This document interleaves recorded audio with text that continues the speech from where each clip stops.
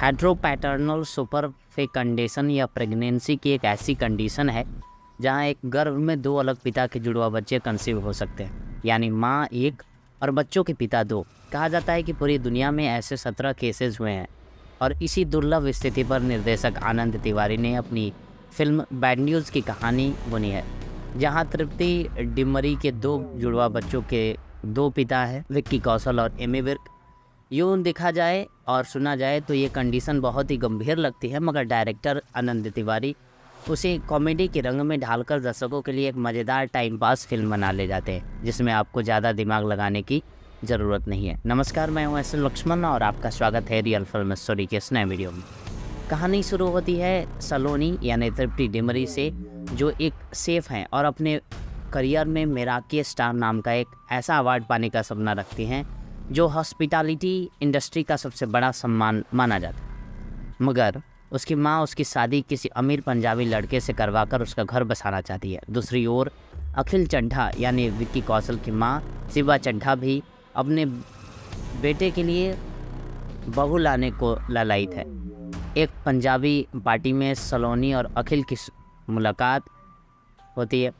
तूफ़ानी romance के बाद दोनों झटपट शादी के बंधन में बन जाते हैं, मगर शादी के कुछ ही समय बाद सलोनी को एहसास होता है कि अखिल मम्माज बॉय यानी माँ का लल्ला बेटा है और वह करियर, सपने और पर्सनल लाइफ के बीच का संतुलन नहीं रख पा रहा है। सलोनी को यह भी लगता है कि अखिल उसके सपने को पूरा करने के लिए बाधक बन रहा है। दोनों के मतभेद का नतीजा होता है तलाक।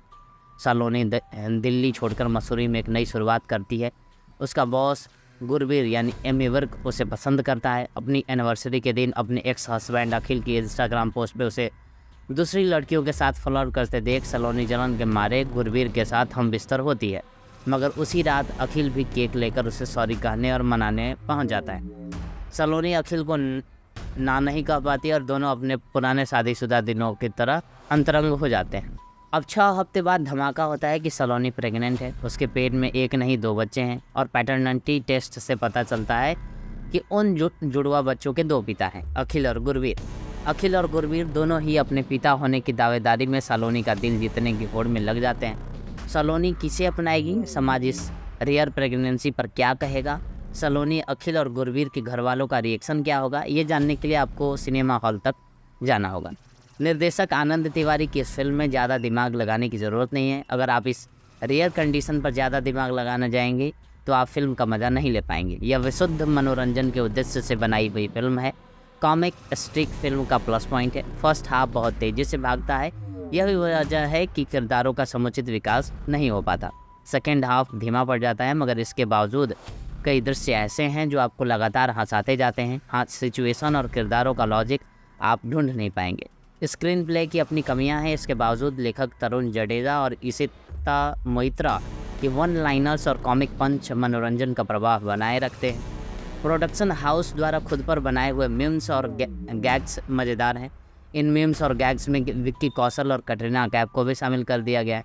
संगीत की बात करें तो पंजाबी सिंगर करण औलजा का गाना हुस्न तेरा तौबा पहले ही म्यूज़िक चार्ट पर धूम मचा रहा है। इस गाने में कोरियोग्राफर बॉस्को की कोरियोग्राफी खूब जमी। मेरे महबूब मेरे सनम गाने की रैप केजिंग भी मस्त लगती है। पंजाबी परिवारों की कहानी में संगीत पंजाबियत की सुर पुख्ता करता है।